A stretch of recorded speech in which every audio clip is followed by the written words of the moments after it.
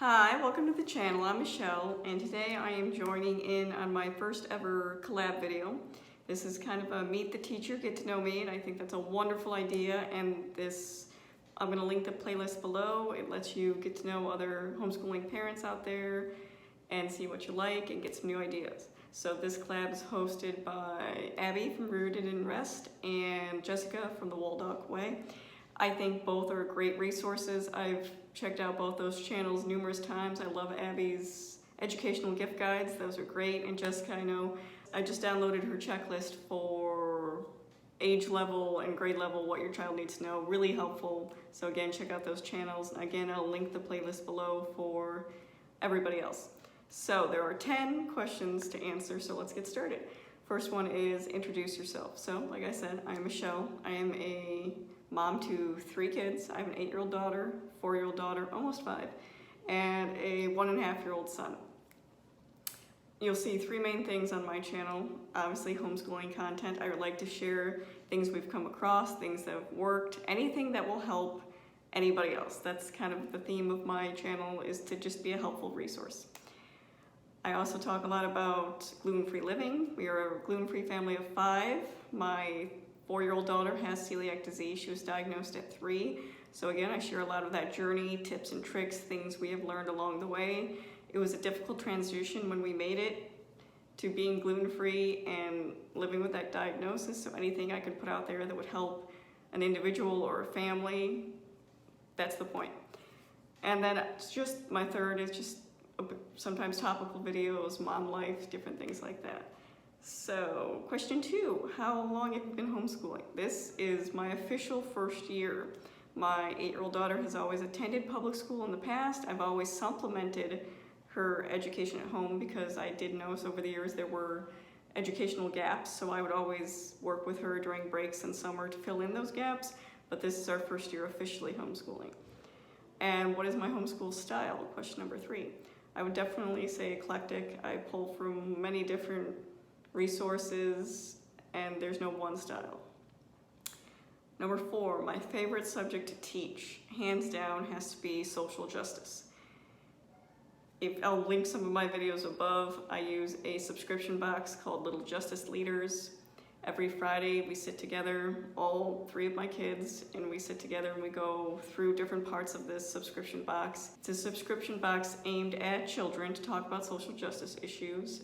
Everything's age appropriate, comes with lots of resources. There's many different reasons I teach this subject. I think it's very important, especially for children, to understand the issues that are going on in the world, of course in an age appropriate way. But change is never really going to happen unless we talk about the difficult things. And it can be difficult to talk about these topics with your children. For example, some of the past boxes, the themes have been climate change. We're currently going over homelessness. Food insecurity was last month.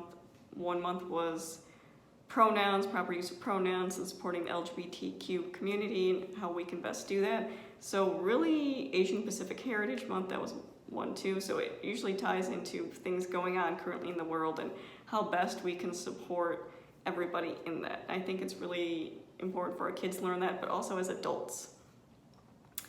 Understanding that we all play a part in this world, whether we think we do or not. And one of the things I really enjoy about the box, the subscription box, is it has resources for adults to learn more. It comes with a book list and different websites. As an adult, you can research this and learn more and what you can do. So it's not just your kids learning it, it's also you learning alongside them, which I really like.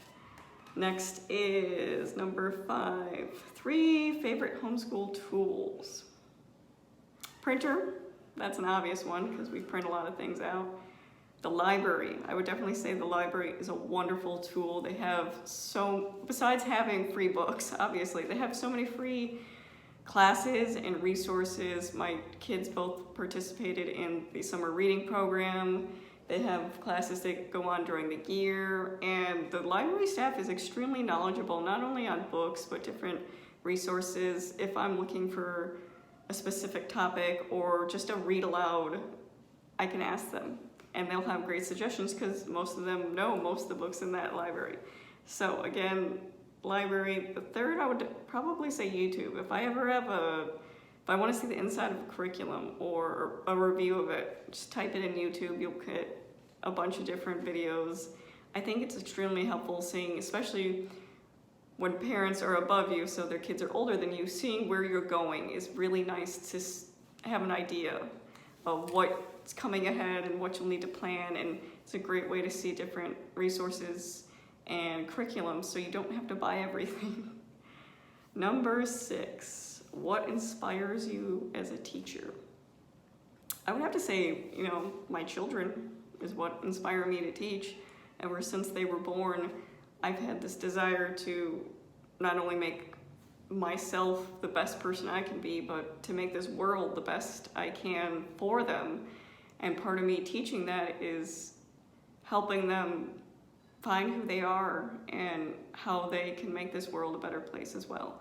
So seeing those moments where they learn to read and that light bulb, it's really a wonderful experience, and knowing that you had a part in that is very inspirational. And it's not always easy, by any means. Homeschooling is not easy, but being a part of it is so worth it. Number 7, early bird or night owl? Unfortunately, early bird, not by choice. Like I said, I have 3 kids. Only one of them likes to sleep in. The other 2 are up bright and early, so I have to go to bed early since I get up so early. I prefer to stay up late, but in this season of life, I have to be up early, so I'm an early bird. My favorite teacher treat. I had to actually grab it because chocolate is my favorite teacher treat. If I'm having a rough day, kids are crazy, I will grab these. As I said, we are a gluten-free family, so nothing has gluten in our house, but I am also dairy-free myself. I have sensitivity to dairy. So chocolate is a big one because milk chocolate can have dairy in it. So I get this, and I wanted to show it for all of you allergy parents out there. This is very allergy-friendly. It's free of all those things, so gluten-free, dairy-free, and the mini chocolate chips. So what I'll do is I just go to the pantry, get a handful, eat them, go about my day.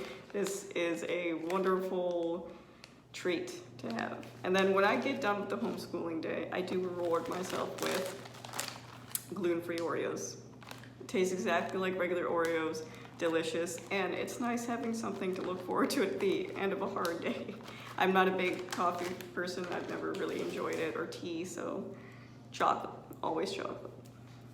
Number 9, prep or plan or go with the flow? I would say both, During the summer, I get an idea of what curriculum we'll use. I get an idea of, I do get a calendar out. Okay, we're gonna take a field trip this time. We're gonna take breaks during that time. I get a broad overview of where we're going because I think it's very important to know where you're going. But day to day, I don't do a lot of prepping. I don't write down curriculums that we need to get through this amount at this time. It's, okay, we finish this, we go on to the next lesson. We finish this, we go on to the next lesson, so forth, so far. I do both. I plan a certain amount ahead, and I have an overview of where we're going and goals in mind, but I don't do the nitty-gritty of every day we do this, check this off, check that off. And the last one, number 10, something you enjoy outside of homeschool. Number 1 would be reading. I wish I had more time to, but with 3 kids it can be difficult. But I really enjoy reading, specifically nonfiction. Anything that I can learn from. I really enjoy research. Anything about child development, anything about pretty much how we work, sociology. I really enjoy understanding different peoples, different cultures, different religions. So I really enjoy activating the other part of my brain, not just dealing with, kids and snacks and lunch, and it's really nice to nurture that part of my brain. Crafting, I enjoy, which is funny because I would not consider myself particularly crafty, but I enjoy working with my hands and having that focus of creating something. So for example, my kids needed nature books for their nature curriculum, and I thought about buying them, and I'm like, no, I can just make that. So I took some of our cardboard, I took some of our watercolor paper, punched some holes in it, tied it with some twine, and then I had the kids collect flowers and leaves, and we Mod Podged them on top of the cardboard. And it was just a really fun activity, and it was a creative way to make something, and we had all the supplies on hand. So crafting, any type of crafting, I'm on board for. And number 3 would say plants. I love plants. I think I have about 2 plants in every room of my house, and my husband makes fun of me for it and tells me I can't come home with any more plants, but I figured out why I love plants so much. Not just because they're pretty and they lighten up the room, but it's nice to nurture something that doesn't constantly ask me for snacks. So it's nice to have something to take care of that doesn't need a million things from me. So plants. So that is the 10 questions. Thank you for watching, and thank you for stopping by.